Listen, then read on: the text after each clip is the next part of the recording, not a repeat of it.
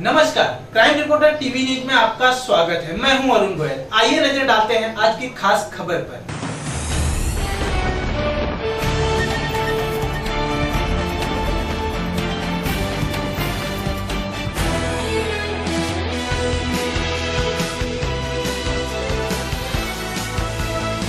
सपा के प्रवक्ता व राष्ट्रीय सचिव राजीव राय ने जिला के पालिका कम्युनिटी हॉल में प्रेस वार्ता के दौरान जिले में उनके द्वारा किए कराए जा रहे कार्यों पर चर्चा की और बीजेपी सरकार पर जमकर हमला बोला।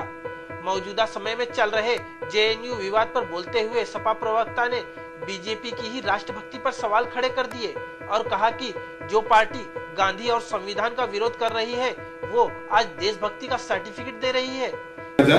विश्वविद्यालयों को राजनीतिकरण न किया जाए। विश्वविद्यालयों पर जेएनयू से निकले हुए देश के 55 सेक्रेटरी हिंदुस्तान में हैं। आज के तारीख में वर्किंग 55 सेक्रेटरी हैं। नेपाल से लेकर अफगानिस्तान तक राजदूत हैं। आप उस जेएनयू को क्या ब्रांडिंग कर रहे हैं? आप भारत की इमेज चमकाने की बात कर रहे हैं और दुनिया में बता रहे हैं कि हमारे यहाँ जेएनयू जैसे विश्वविद्यालय में राष्ट्र विरोधी गतिविधियाँ होती है और राष्ट्र विरोधी गतिविधियाँ होती हैं। 5 छात्रों का नाम देते हैं और सारी समूची व्यवस्था हमारे हाथ में लेकर हम उसको पकड़ नहीं पाते हैं। तो उन 5 छात्रों को अगर मान भी लिया जाए कि उन्होंने देश विरोधी नारे लगाए हैं, अगर 5 छात्रों को नहीं पकड़ पा रहे हैं तो तुमसे देश की जनता क्या भरोसा करेगी कि आतंकवादियों को पकड़ लोगे? सीधा सीधा रहो। फिर राजनीति कर रही है भारतीय जनता पार्टी मुद्दों से ध्यान हटकाने के लिए। जो बड़ी आसानी से जिसका सोल्यूशन निकल सकता था उसको इन्होंने कॉम्प्लिकेटेड कर देश, सिर्फ विश्वविद्यालय नहीं देश की छवि खराब करने का काम भारतीय जनता पार्टी ने किया। तिरंगे झंडे लगाने से क्या मसला हल हो जाएगा? लोगों में राष्ट्रभक्ति जाग जाएगी? देखिए, ये इस पर आप बहस कर सकते हैं, लेकिन तिरंगा न लगे इस पर बहस की गुंजाइश मैं पार्टी लाइन से अलग हट के बात कर रहा हूँ। तिरंगा न लगाने से देश की शांति नहीं आएगी। तिरंगा लगाने पर किसी का विरोध नहीं होना चाहिए। विरोध होना चाहिए तो किसी भी वजह से भारत के खिलाफ नारे लगाने वालों का विरोध होना चाहिए। मैं तो ये जानना चाहता हूँ कि इतने सालों बाद भारतीय विश्वविद्यालयों के ऊपर तिरंगे लहराने की बात करने वाली जनसंघ भारतीय जनता पार्टी आरएसएस के मुख्यालय पर खुद तिरंगा क्यों नहीं लगाया?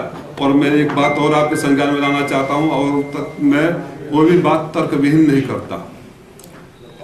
महात्मा गांधी ने जब असहयोग आंदोलन शुरू किया था तो संघ प्रमुख ने कहा था मैं व्यक्तिगत रूप से जाऊंगा, संघ नहीं जाएगा। 1942 के भारत छोड़ो आंदोलन में आधिकारिक रूप से संघ ने विरोध दर्ज किया था।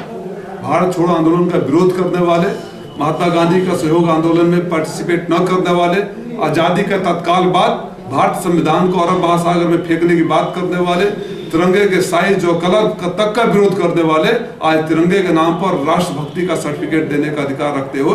इससे बड़ा धोखा, छलावा, झूठ और बेशर्मी की कोई सीमा नहीं है। ये बेशर्म लोग हैं। कम से कम हिंदुस्तान में इनको कोई अधिकार नहीं है कि तिरंगे की बात करें और राष्ट्रभक्ति की बात सर्टिफिकेट बांटे। इनकी राष्ट्रभक्ति कहाँ थी जब पूरा देश भारत छोड़ो आंदोलन में था? तब इनकी राष्ट्रभक्ति कहाँ थी? महात्मा गांधी के साथ पूरा देश खड़ा था, तब राष्ट्रभक्ति कहाँ थी? तिरंगे को सलाम कर रहे थे आजादी के दिन, उस दिन तिरंगे का विरोध कर रहे थे। जिस संविधान की बात आज करते हैं, कस्में खाते हैं, उस संविधान की प्रतियां को अरब महासागर में फेंकने की बात कर रहे थे। वो राष्ट्रभक्ति की बात करने वाले, संविधान को पार्लियामेंट के सामने जलाने वाले प्रकाश सिंह बादल को गले लगाते हैं सरकार के लिए, और अफजल गुरु के नाम पर राजनीति करने वाले, जिसको शहीद का दर्जा पीडीपी ने दिया है, उसके साथ उसके तलवे चाटते हुए जाकर सरकार बनाते हैं। ऐसी बेशर्म सरकार और इस बेशर्म राजनीतिक पार्टी हिंदुस्तान ने कभी नहीं देखा है। जवाब तो कोई भारतीय जनता पार्टी का नेता अगर बहस कर ले किसी भी पब्लिक फोरम से तैयार जवाब दे दें सवालों का कि अफजल गुरु के खिलाफ नारा लग गया और राष्ट्रद्रोही हो गया, या उसके पक्ष में नारा लग गया और राष्ट्रद्रोही हो गया। अफजल गुरु को शहीद का दर्जा देने वालों के साथ सरकार आप कैसे बना सकते हैं? संविधान की दुहाई करते हैं। किसने नहीं देखा कि आतंकवाद के दिनों में प्रकाश सिंह बादल सांसद भवन के सामने हिंदुस्तान की संविधान की प्रतियों को जलाने का काम किया था? वहां राष्ट्रभक्ति कहाँ थी? इन बेशर्मों से देश बच कर रहे, ऐसे झूठों से जनता बच कर रहे। ये जनता को मैं आपके माध्यम से अपील करना चाहता हूँ। इससे बड़ा झूठ, धोखा और बेशर्मी की बात हो ही नहीं सकती।